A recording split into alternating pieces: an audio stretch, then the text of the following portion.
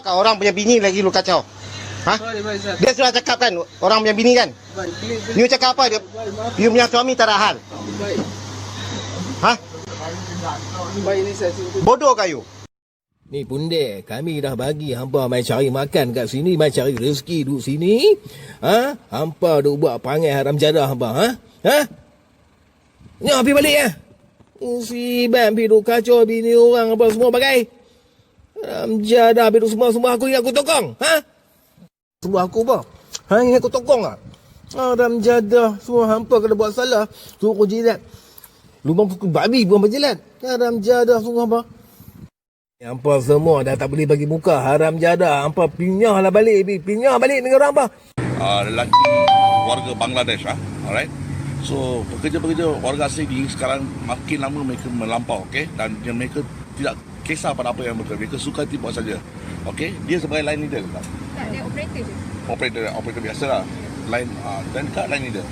Dia operator juga. Tapi bahagian sebelah utara. Okay.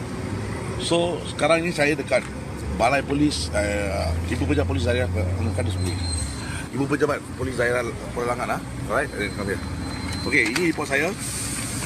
Saya membuat report terhadap company dia bernama Elentech Malaysia Sdn Bhd. Jalan terhadap pada pihak pengurus HR bukan seperti saya punya report terhadap pihak HR. Human resource dia perlu berada dekat tengah-tengah. Dia bukan kena berada di sebelah majikan ke atau sebelah pekerja. Dia patut ada sebelah tengah-tengah. Alright, untuk selesaikan masalah kedua-dua pihak. Alright, sekarang macam ni saya dengar daripada kakak. Okey, semua. Kak, ini mangsa dan ini kawan brother saya lah, satu brother yang telah mengatakan okey. So kakak ini telah adalah mangsa. Alright.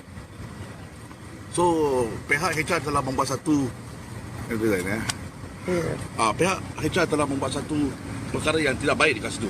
Okey, dia telah memberi satu hukuman yang ringan. Okey, memberi satu hukuman ringan untuk bersihkan hostel untuk selama seminggu. Adakah hukuman itu setampal? Betul tak hukuman itu untuk dia? Apa yang dia telah buat? Dia telah mencabut seorang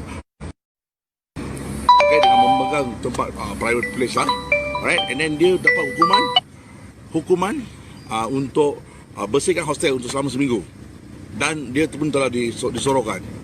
So bagi saya lah, saya berharap pihak Elentech ini bahawa kamu perlu salam bangsa bersatu, salam brotherhood, and thank you. Right, thank you. Thank you. Okay tak? Ya. Ini babi sudah dapat. Ha? Kena ini macam lagi mau tunduk, mau minta maaf sama orang. Puki mak betul lah. Habis macam mana sekarang? Mau bikin ini orang? Baik, maaflah saya singgah. Ha? Maaflah baik. You tahu kan orang punya bini lagi lu kacau? Ha? Baik, Zat. Dia sudah cakap kan orang punya bini kan? Baik, You cakap apa dia? You punya suami tak ada hal. baik. Ha? Baik, ini saya singgah. Bodoh kah you?